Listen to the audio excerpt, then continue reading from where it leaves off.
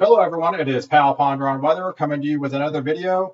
Today, we're going to talk about two disturbances I'm watching. One off the southeast coast that has a lot of potential to possibly becoming a hurricane over the next several days into a week. And also, there's a disturbance in the Yucatan that's going to be going to the Gulf and could be a heavy rainmaker for Louisiana this weekend. So before we get started, please comment and consider subscribing to my channel if you like weather content. So let's get going. As you know, the tropics have been eerily quiet until yesterday. It was the slowest season since 1982.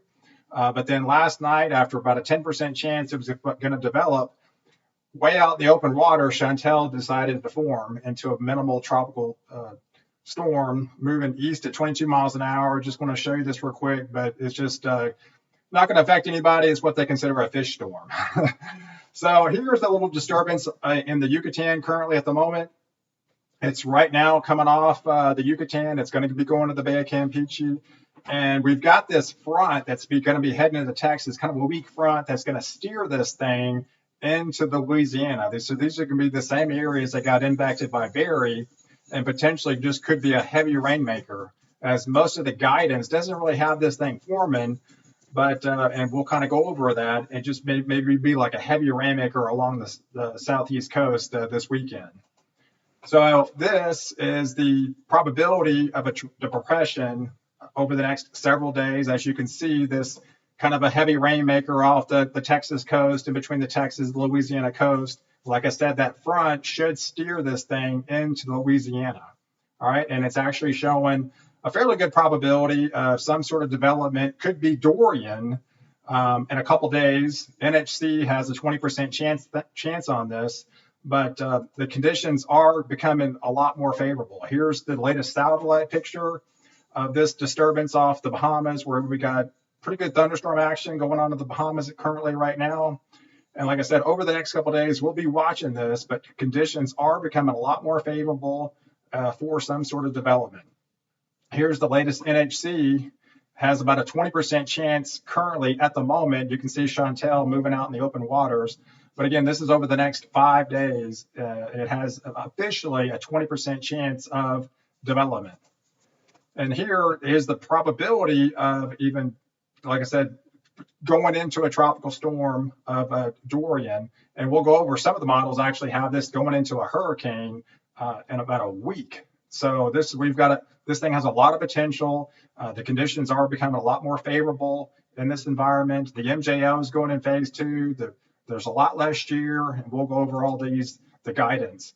Here is the latest rainfall potential. Obviously, with this storm, you're going to be able to have a lot of rainfall. So it's showing pretty good rain amounts of several inches, even multi-inches, flooding rains into possible Louisiana and up in Lake Charles and New Orleans this weekend. And obviously where potential Dorian is, we'll have to watch this, the coastal hugger, as it moves on later on down the week. But we're getting to the kind of the meat of the hurricane season. Like I said, we've only had 3 named storms. It's been the quietest since 1982, but literally we're about to ramp up. Peak time is September 10th, as you can see the guidance.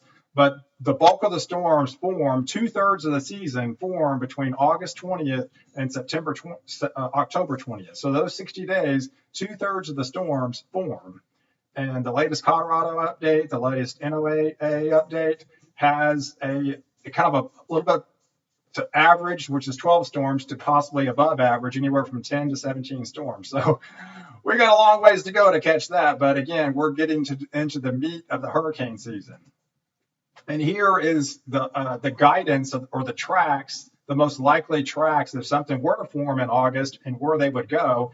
And right where these tropical disturbances are right now in the Yucatan, right here off the Yucatan, going into the Bay of Campeche, it has what is likely to happen, curve up and go into Louisiana this weekend.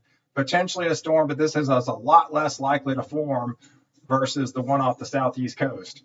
And you can see off the southeast coast, again, forming off the Bahamas and riding up the coast is the most likely track of this time frame in August. And here's the wind shear, which is basically subsided. there is absolutely no wind chill. So that's why I'm coming on and kind of letting you know this potential, because it does have pretty good potential. There's not much shear. You got warm waters. The waters are, it only takes 82 degrees. The waters are 88, almost 90 degrees in some spots. So it's got a lot of fuel to the fire for, say, for it to gain traction over the next couple of days. Here's the water content values. Obviously, there's a lot of heavy rain with this system, and as you can see, this is on Saturday, has this system coming up into the Gulf and hugging the coast. So it sees that front, so that's why it's going to keep it safely away from Texas. And then as it hits that front, it gets pulled in the jet stream. It's going to ride along the coast, and that's why I think this one, potentially Dorian, could pull out the sea. But there are some signs as this thing lingers and stalls, that it actually comes back to the East Coast. There's some ensemble models of the Euro model actually showing this, and I'll show you down the line. Here's a teleconnection I like to go by a lot. That's really conducive for development right now is the MJO, the Madame Julie oscillation. It's basically going to phase 2. We're in this green area. So anywhere from 1, 2, and 3 are your favorable zones. And over the next 2 weeks, it's in those favorable zones. So again, that's another sign of this thing developing in some sort of tropical feature. And here's another sign. This is the JMA. This is what I like to follow as well. And it has a lot of rising motion, a lot of vertical velocities in this atmosphere. This is next week, the 24th through the end of the month. And this is the following week, which is the first week in September, has nothing. It has no sinking air or anything like that. It's all rising motion. So conditions are coming a lot more favorable in the Gulf, in the southeast coast, of some sort of development. So everything's going on its side. And here's the latest Euro model. This kind of popped up this evening, and this is one that kind of perked my eyes. Like I said, right now, this thing is right off the southeast coast. It's only got about a 20% chance over the next 5 days. Some of the guidance actually has this riding up the coast, because you got that front, right? Is that front's going to pull it this way. But that front's going to subside, obviously, after this weekend. And there are some signs that it stalls off the southeast coast, and you've got high pressure out west by Bermuda, might steer this thing back into the East Coast.